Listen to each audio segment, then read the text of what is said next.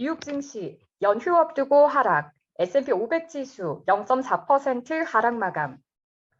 뉴욕 증시는 다음 주 19일 연휴를 앞두고 차익 실현 매물에 하락했습니다. 16일 뉴욕 증권거래소에서 다우존스 30 산업평균 지수는 전장보다 108.94포인트, 0.32% 하락한 34,299.12로 거래를 마쳤습니다. 스탠더드&푸어스 S&P 500 지수는 전장보다 16.25포인트, 0.37% 떨어진 4,409.59로, 나스닥 지수는 전장보다 93.25포인트, 0.68% 밀린 13,689.59로 장을 마감했습니다. S&P 500 지수는 한 주간 2.6% 올라 지난 3월 이후 최대 주간 상승률을 기록했습니다. 지수는 5주 연속 올랐습니다. 나스닥 지수도 한 주간 3.3%가량 올라 3월 이후 최대 상승률을 기록했습니다. 나스닥 지수는 8주 연속 올랐습니다.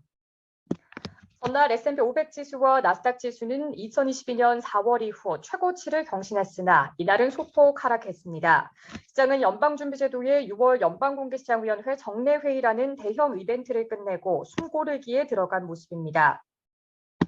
이날 내만회의 날, 쿼트러플 위칭데이과 다음 주 월요일 휴장을 앞두고 시장의 변동성은 상대적으로 높았습니다. 내만여의 날은 주가지수와 개별 주식의 선물 및 옵션 만기가 겹치는 날입니다. 오는 19일은 노예 해방일을 기념한 준틴스데이로 미국 금융시장은 모두 휴장합니다. 투자자들은 6월 연방공개시장위원회 정례회의 이후 올해 추가 금리 인상 규모를 가늠하려고 애쓰고 있습니다. 연준 위원들의 최종 금리 전망치는 5.6%로 현 수준보다 0.5%포인트 높지만 향후 인플레이션 둔화 속도에 따라 인상폭이 달라질 수 있다고 시장은 기대하고 있습니다. 금리 선물 시장에 반영된 올해 연발 금리 예상치는 5.25에서 5.5%로 현 수준보다 0.25%포인트 높습니다.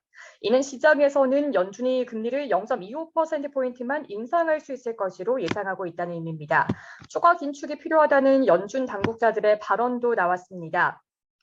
토마스 바킨 리치먼드 연은 총재는 이날 한 행사에서 인플레이션이 여전히 너무 높다며 더 많은 금리 인상이 필요하다고 주장했습니다. 그는 연준의 최근 금리 인상 중단에 대해서는 부두에 접근할 때 배의 속도를 늦추는 것을 생각해보라며 이는 수요에 대한 지표를 평가하고 추가로 무엇을 해야 할지를 결정하는 데 있어 시간을 벌어준다라고 말했습니다. 박힌 총재는 개인 소비지출 가격 지수가 2021년 봄 이후 2%의 목표치로 들어온 적이 없으며 아직 한 달도 그런 목표를 달성하지 못한 상황에서 목표에 근접했다고 말하기는 어렵다고 말했습니다.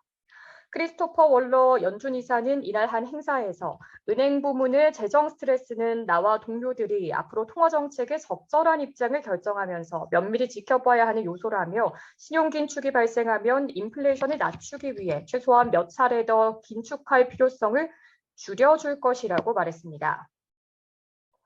그는 그러나 아직 금융 부분에 문제가 증가하고 있다는 징후를 발견하지 못했다며 최근 은행 부문의 긴장이 대출 조건의 긴축을 실질적으로 강화했는지는 여전히 명확하지 않다라고 말했습니다. 소비자들의 신뢰도를 보여주는 소비자 심리지수는 4개월 만에 최고치를 경신했습니다. 미시간 대학이 발표한 6월 소비자 심리지수는 63.9로 전달 기록한 59.2와 시장의 예상치인 60.1을 모두 웃돌았습니다.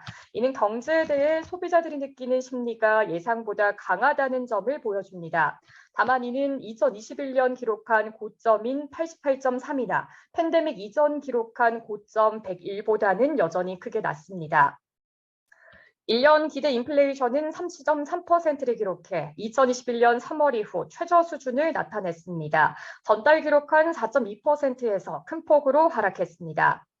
기대 인플레이션의 하락은 연준의 추가 긴축 우려를 낮춰줍니다. 5년 기대 인플레이션은 3%로 전달의 3.1%에서 하락했습니다.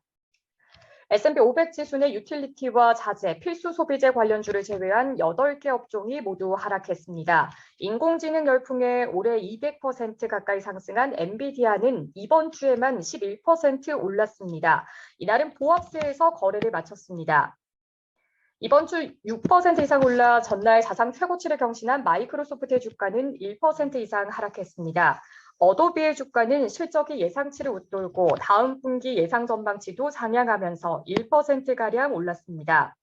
버진 갤럭틱의 주가는 이번 달에 상업용 첫 우주 비행을 시작할 것이라고 밝히면서 16% 이상 올랐습니다.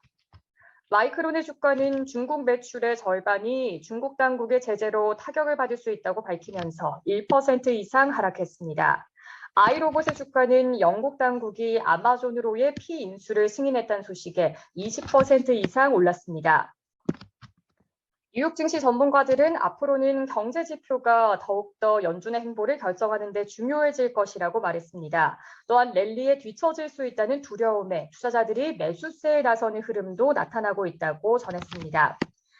SPI SM 매니지먼트의 스티브 이네스는 미국의 경제 지표는 혼재되고 있고 금리 전망에 명확성을 제공하지 못하고 있지만 실업 청구자 수가 계속 증가하고 있다는 것은 고용 시장이 완화되고 있고 연준이 덜 매파적일 가능성을 시사한다고 말했습니다.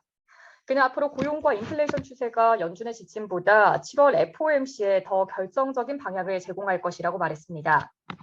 루벤의 사이라 말리크 최고 투자 책임자는 마켓워치에 투자자들이 침체를 우려하면서 단기물 국채나 양도성 예금 증서에서 4에서 5%가량의 금리를 얻고 있는 등 대기성 현금이 상당하다라고 말했습니다. 그는 올해는 한 번도 일어나지 않은 경기 침체가 가장 많이 언급된 해가 될 것이라며 지금 약간의 포모성 매수세가 진행되고 있다고 말했습니다. 포모는 상승장에서 자신만 소외되고 있다는 두려움에 뒤늦게 랠리에 동참하는 것을 말합니다. 시카고 상품거래소 패드워치에 따르면 연방기금 금리 선물 시장에서 마감 시점 연준이 7월 회의에서 금리를 동결할 가능성은 25.6%를, 금리를 0.25%포인트 인상할 가능성은 74.4%에 달했습니다. 시카고 옵션 거래소 변동성 지수는 전장보다 0.96포인트, 6.62% 하락한 13.54를 기록했습니다.